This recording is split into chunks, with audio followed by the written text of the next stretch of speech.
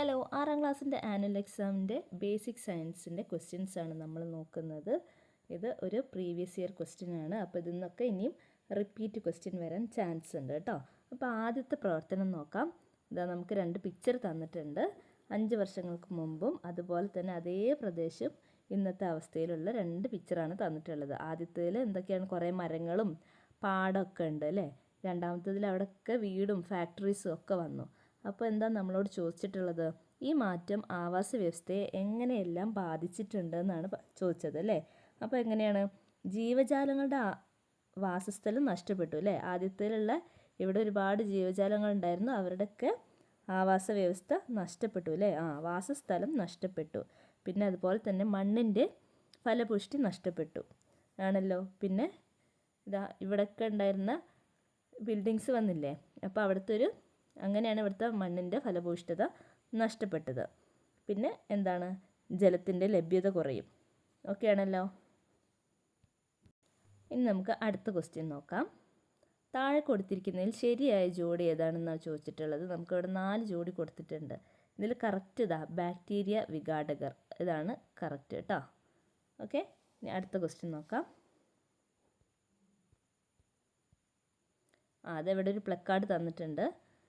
നാട്ടിലിറങ്ങുന്ന പുലികളെ വെടിവെച്ച് കൊല്ലുക. അപ്പോൾ ഏതാനും ആളുകൾ ഉന്നയിക്കുന്ന ഈ ആവശ്യത്തോട് നിങ്ങളുടെ പ്രതികരണം എന്താണെന്നാണ് ചോദിച്ചിട്ടുള്ളത്. അപ്പോൾ എന്താണ്, അത് ശരിയല്ല അല്ലേ. അങ്ങനെ നാട്ടിൽ പുലികൾ ഇറങ്ങുന്നുണ്ടെന്നുണ്ടെങ്കിൽ അവയെ വെടിവെച്ച് കൊന്നിട്ടുണ്ടെങ്കിൽ അത് ആ ആവാസ വ്യവസ്ഥയെ തന്നെ നശിച്ചു പോവും അല്ലേ. നമുക്കറിയാം, ആഹാര ശൃംഖലയിലെ ഓരോ കണ്ണികളും പോകുമ്പോൾ അതിൻ്റേതായ പ്രശ്നങ്ങൾ അവിടെ ഉണ്ടാവും അല്ലേ.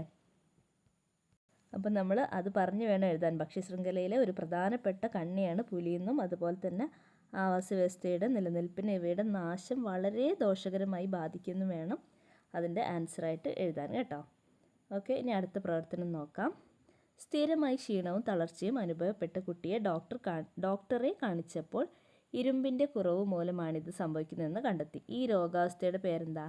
അനീമിയാണ് അല്ലേ. Yes, okay, anaemia. B question നോക്കാം. നമ്മുടെ ശരീരത്തിൽ ഇരുമ്പിൻ്റെ ആവശ്യകത എന്താണ്? രക്തത്തിലെ ഹീമോഗ്ലോബിൻ നിർമ്മാണം നിർവഹിക്കുന്നത് ആരാണ്? ഇരുമ്പാണല്ലേ. നമ്മുടെ ശരീരത്തിൽ ഇരുമ്പിൻ്റെ ആവശ്യകത നമ്മളെ ശരീരത്തിൻ്റെ എന്താണ്, ഹീമോഗ്ലോബിൻ നിർമ്മാണത്തിനാണ്. ഇനി സി ക്വസ്റ്റ്യൻ നോക്കാം. ഇവിടെ നമുക്കൊരു ചാർട്ട് തന്നിട്ടുണ്ട് അല്ലേ. യെസ്, അപ്പോൾ അത് കംപ്ലീറ്റ് ചെയ്യാനാണ്. അപ്പോൾ ഇവിടെ എന്തൊക്കെ വേണം? Iodine, calcium, sodium. ഇവിടെ അയഡിൻ കൊടുത്തിട്ടുണ്ട്, കാൽസ്യം കൊടുത്തിട്ടുണ്ട്. ഇവിടെ ഇനി സോഡിയം കൊടുക്കുക അല്ലേ. സോഡിയം. ഓക്കെ, സോഡിയം എന്താണ്, ഇവിടെ ശരീരത്തിൽ ജലം നിലനിർത്തുന്നു അല്ലേ. യെസ്, അപ്പോൾ ഇവിടെ സോഡിയം വരും. അത് നമ്മുടെ ശരീരത്തിൽ ജലം നിലനിർത്തുന്നു അല്ലേ. കാൽസ്യം ആണെന്നുണ്ടെങ്കിൽ നമ്മളെ എല്ലിനും പല്ലിനൊക്കെ ഉറപ്പ് തരും അല്ലേ. കാഠിന്യം തരുന്നത് കാൽസ്യമാണ് അല്ലേ. പിന്നെ അടുത്തത് അയഡിനാണ്. ഓക്കെ, ഇനി നമുക്ക് അടുത്ത ക്വസ്റ്റ്യൻ നോക്കാം. പ്രവർത്തനം 3.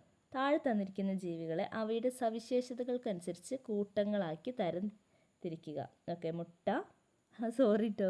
മൂട്ട, പാരമീസിയം, അമീബ, ചെള്ള്, പാറ്റ, യുഗ്ലീന, കൊതുക്, ഉറുമ്പ്. ഓക്കെ, അപ്പോൾ അതിനെ നമുക്ക് എങ്ങനെ തരംതിരിക്കാം? നമുക്കറിയാം, ഇതിലെ യുഗ്ലീനയും പാരമീസിയും അമീബൊക്കെ ഏകകോശ ജീവികളാണല്ലേ. അപ്പോൾ ആദ്യത്തേത് ഏകകോശ ജീവികൾ എന്ന് എഴുതാം അല്ലേ. ഏകകോശം, അതിൽ ആരൊക്കെ വരും? Paramecium, amoeba and euglena. Okay, അടുത്തതിൽ എന്താണ് വരിക? ബഹുകോശ ജീവികൾ അല്ലേ. അതിൽ നമ്മുടെ ഈ മൂട്ട വരും, അതുപോലെ തന്നെ ചെള്ള് വരും, പാറ്റ വരും, കൊതുക് വരും, ഉറുമ്പ് വരും. ഓക്കെ ആണല്ലോ. യെസ്, അപ്പോൾ ഏകകോശ ജീവികളെന്നും ബഹുകോശ ജീവികളെന്നും തരംതിരിക്കുക. എന്നിട്ട് ഏകകോശത്തിൽ പാരമീസിയം, അമീബ, യുഗ്ലീന എഴുതുക. ബാക്കിയുള്ളതെല്ലാം ബഹുകോശത്തിൽ എഴുതുക. ഓക്കെ, ഇനി ബി ക്വസ്റ്റ്യൻ നോക്കൂ. താഴെ കൊടുത്തിരിക്കുന്ന ചിത്രങ്ങൾ തിരിച്ചറിഞ്ഞ് പേരെഴുതാനാണ് നമ്മളോട് പറഞ്ഞിട്ടുള്ളത് അല്ലേ. അപ്പോൾ ബി ക്വസ്റ്റ്യൻ കേട്ടോ. നമുക്കറിയാം, ഒന്ന് ജന്തുകോശമാണ്, ഒന്ന് സസ്യകോശമാണ് അല്ലേ. യെസ്, അപ്പോൾ അടുത്തത് നോക്കൂ. ചിത്രങ്ങൾ തിരിച്ചറിയാൻ നിങ്ങളെ സഹായിച്ച ഘടകങ്ങൾ എന്തെല്ലാം? നമുക്കറിയാം, അതിലെ വാക്യൂള് ചെറുതായിരിക്കും, മറ്റതിൽ വാക്യൂള് വലുതായിരിക്കും അല്ലേ. ഇവിടെ ചെറുതും ഇവിടെ വലുതും ആയിരിക്കും. പിന്നെ സെൽവാൾ അങ്ങനത്തെ കാര്യങ്ങളൊക്കെ നമുക്ക് ഏതെങ്കിലും ഒരു 2 എണ്ണം എഴുതിയാൽ മതി ഇവിടെ കേട്ടോ. ഫേനം കേട്ടോ, ഫേനം. ഓക്കെ, അപ്പോൾ ഇതിൽ ആദ്യത്തേത് ജന്തുകോശമാണ് അല്ലേ, ആദ്യത്തേൽ ജന്തുകോശം, രണ്ടാമത്തേതാണ് സസ്യകോശം. സസ്യകോശം. Okay, yes. അപ്പോൾ ഇത് ആദ്യം എഴുതുക, പിന്നീട് അവ തിരിച്ചറിയാൻ സഹായിച്ച ഘടകങ്ങളും എഴുതി ചേർത്താൽ അവിടെ നമുക്ക് ഫുൾ മാർക്ക് സ്കോർ ചെയ്യാൻ പറ്റും. അപ്പോൾ നിങ്ങളിതിൻ്റെ സ്ട്രക്ചർ ഒന്ന് നോക്കി വെക്കണം കേട്ടോ. യെസ്. അടുത്ത പ്രവർത്തനം 4 നോക്കാം. വിവിധ സന്ദർഭങ്ങളിൽ മിശ്രിതത്തിൽ നിന്നും ഘടകങ്ങളെ വേർതിരിക്കുന്ന രീതി വ്യത്യസ്തമാണല്ലോ. താഴെ തന്നിരിക്കുന്ന രീതികൾക്ക് യോജിച്ച് സന്ദർഭങ്ങൾ എഴുതാനാണ്.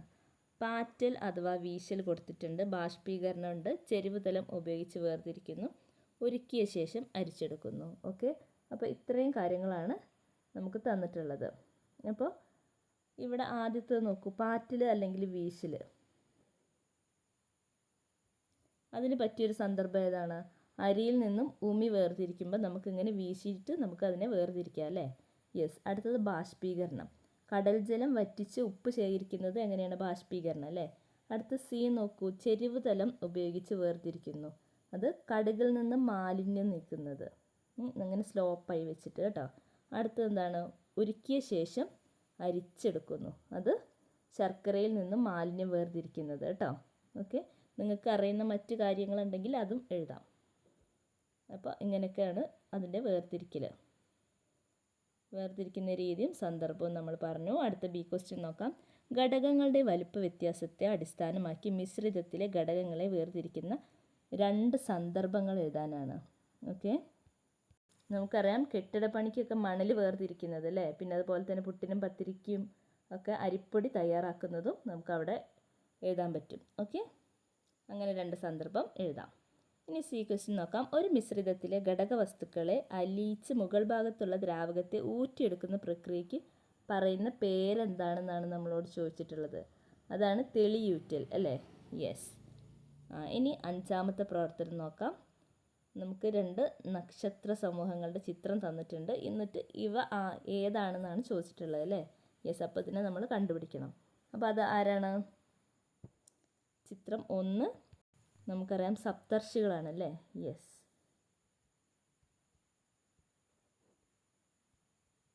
സപ്തർഷികളാണ് ഇവർ. രണ്ടാമത്തത് ആരാ? വേട്ടക്കാരനാണല്ലേ,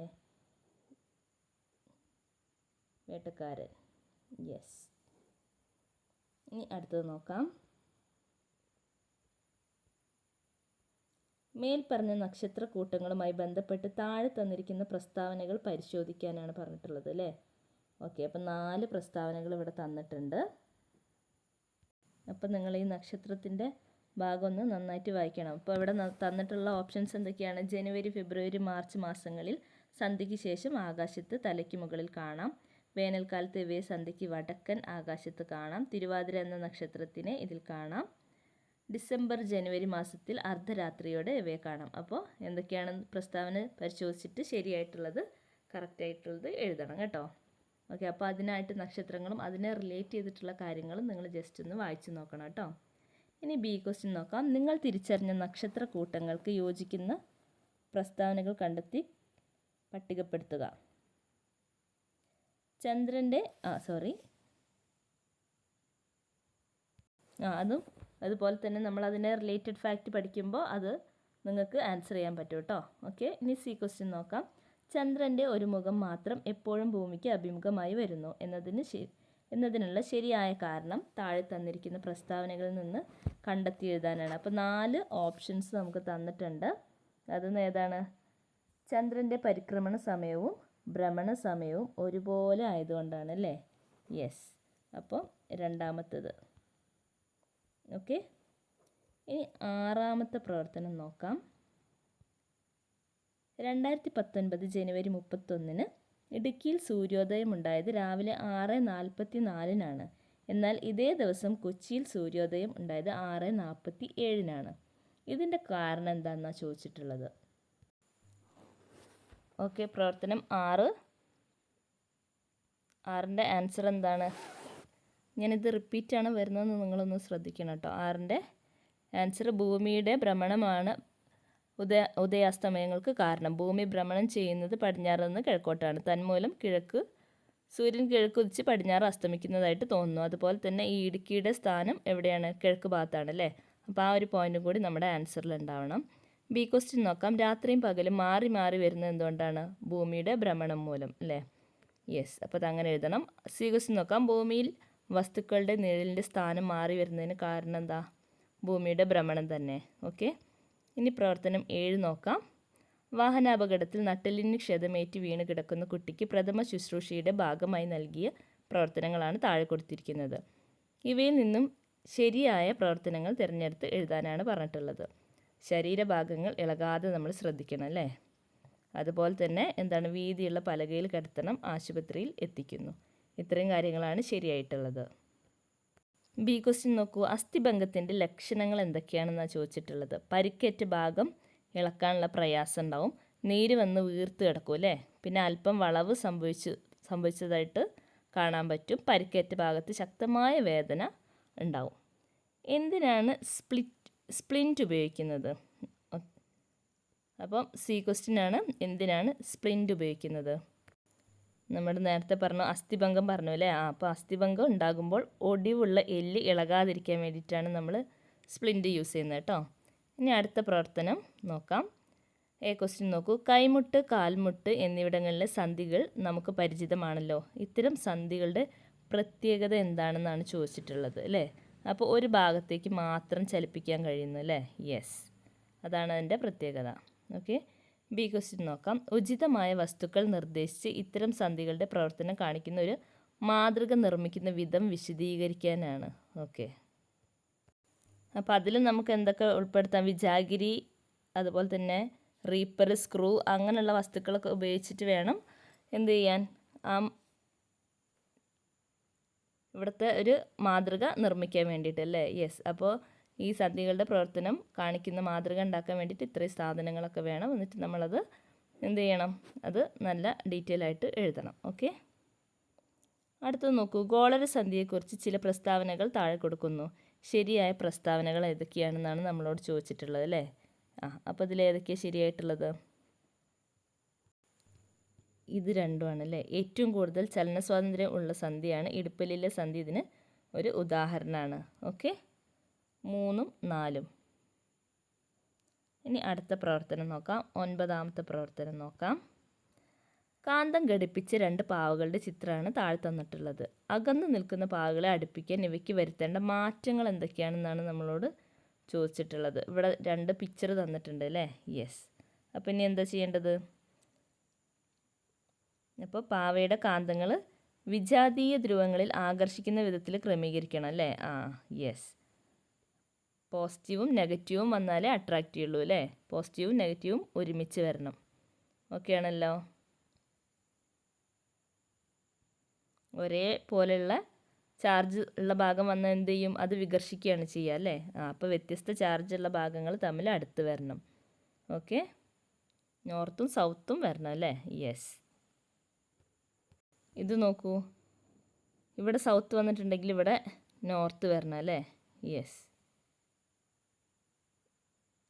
സോറി, ഈ ഒരു കാന്തത്തിൻ്റെ ഇവിടെ സൗത്ത് വന്നിട്ടുണ്ടെങ്കിൽ ഇവിടെ നോർത്ത് വരണം. ഇവിടെ നോർത്ത്.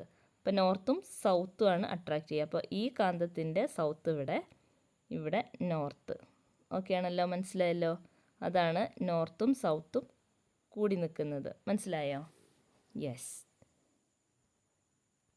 അടുത്ത ക്വസ്റ്റ്യൻ നോക്കാം. ഇരുമ്പ് പൊടി ആകർഷിക്കപ്പെട്ടിരിക്കുന്ന 2 ബാർ മാഗ്നറ്റിൻ്റെ ചിത്രം നിരീക്ഷിക്കുക. എന്നിട്ട് ഇതിൽ ശരിയായ ചിത്രം ഏതാണെന്നാണ് നമ്മളോട് ചോദിച്ചിട്ടുള്ളത്. ഏത് ചിത്രമാണ്? ചിത്രം 2 അല്ലേ. യെസ്, ഇതാണ് കറക്റ്റ്. 10ാമത്തെ പ്രവർത്തനം നോക്കാം. കറിയുപ്പ്, അലുമിനിയം, പഞ്ചസാര ലായനി, ഓക്സിജൻ എന്നിവയിൽ ശുദ്ധ പദാർത്ഥമല്ലാത്തത് ഏതാണ്? അത് പഞ്ചസാര ലായനിയാണ് അല്ലേ. യെസ്, പഞ്ചസാര ലായനിയാണ് കേട്ടോ. ഓക്കെ, ഇനി അടുത്ത ക്വസ്റ്റ്യൻ നോക്കാം. മിശ്രിതങ്ങളുമായി ബന്ധപ്പെട്ട് 2 പരീക്ഷണ സന്ദർഭങ്ങൾ താഴെ കൊടുത്തിട്ടുണ്ട്. പരീക്ഷണം 1 എന്താ? ഒരു ഗ്ലാസ്സിൽ മണ്ണെണ്ണയും അറക്കപ്പൊടിയും കലർത്തുന്നു. 2ാമത്തെ ഗ്ലാസ്സിൽ എന്താ? ഒരു ഗ്ലാസ്സിൽ ജലവും പഞ്ചസാരയും കലർത്തുന്നു. ചുവടെ നൽകിയിരിക്കുന്ന നിരീക്ഷണ ഫലങ്ങൾ മേൽപ്പറഞ്ഞ ഏത് പരീക്ഷണ സന്ദർഭത്തിലേതാണെന്ന് കണ്ടെത്താനാണ് പറഞ്ഞത് അല്ലേ. ഗ്ലാസ്സിലെ ജലത്തിൽ പൂർണ്ണമായും ലയിച്ചു ചേർന്നിരിക്കുന്നു. ഗ്ലാസ്സിലെ മിശ്രിതത്തിലെ എല്ലാ ഭാഗത്തും ഒരേ ഗുണം കാണുന്നു. അപ്പം നമുക്കറിയാം ഇത് വായിച്ചാൽ തന്നെ നമുക്കറിയാം ഇത് രണ്ടും ഏതാണ്, പരീക്ഷണം രണ്ടായിട്ടാണ് കണക്റ്റ് ആവുന്നത് അല്ലേ. അറക്കപ്പൊടിയും മണ്ണെണ്ണയൊന്നും എന്തായാലും മിക്സ് ആവില്ലല്ലോ. അപ്പോൾ ഗ്ലാസ്സിലെ ജലത്തിൽ പൂർണ്ണമായിട്ട് ലയിച്ച് ചേരുന്ന എന്താണ്, പഞ്ചസാര ഇടുമ്പോൾ നന്നായിട്ട് ഇളക്കി യോജിപ്പിച്ചിട്ടുണ്ടെങ്കിൽ ഇങ്ങനെ ലയിച്ച് ചേരും അല്ലേ. പിന്നെ ഗ്ലാസ്സിലെ മിശ്രിതത്തിലെ എല്ലാ ഭാഗത്തും ഒരേ ഗുണം കാണിക്കുന്നതും രണ്ടാമത്തെ പരീക്ഷണം തന്നെയാണ് അല്ലേ. യെസ്. അപ്പോൾ നമ്മൾ ഈ മുകളിൽ ഒരു കാര്യം കൂടി പറയാനുണ്ട്. ശുദ്ധപദാർത്ഥമല്ലാത്തത് ഏതാണെന്ന് ചോദിച്ചിട്ടുണ്ടെങ്കിൽ നമുക്ക് എങ്ങനെ മനസ്സിലാക്കുക, എന്താണ് ശുദ്ധപദാർത്ഥം? ഈ പഞ്ചസാര ലായനിയിൽ ഒന്നിൽ കൂടുതൽ തന്മാത്രകളുണ്ട് അല്ലേ. അപ്പോൾ ജലവും പഞ്ചസാരയും, അതാണ്. മനസ്സിലായോ? കറിയുപ്പിലൊക്കെ ആണെങ്കിലോ, കറിയുപ്പ് ആകെ ഒരു സാധനം മാത്രമാണ്. അലൂമിനിയം എന്താണ്, ഒറ്റ സാധനമാണ് അല്ലേ. ഓക്സിജനൊക്കെ ഒറ്റ സാധനമാണ്. പഞ്ചസാര ലായനി വരുമ്പോൾ എന്താ, പഞ്ചസാര വരും, ഒക്കെ മാറിപ്പോകുന്നുണ്ട്. ഓക്കെ, പഞ്ചസാര വരും പ്ലസ് എന്ത് വരും, ജലം വരും അല്ലേ. വെള്ളം വരും. അങ്ങനെ രണ്ട് പദാർത്ഥം കൂടി ചേർന്നുണ്ട്. അതുകൊണ്ടാണ് ഇത് ശുദ്ധപദാർത്ഥം അല്ല എന്ന് പറയുന്നത്. ഒറ്റ പദാർത്ഥം മാത്രമാണെങ്കിൽ അത് ശുദ്ധപദാർത്ഥം. Okay, yes.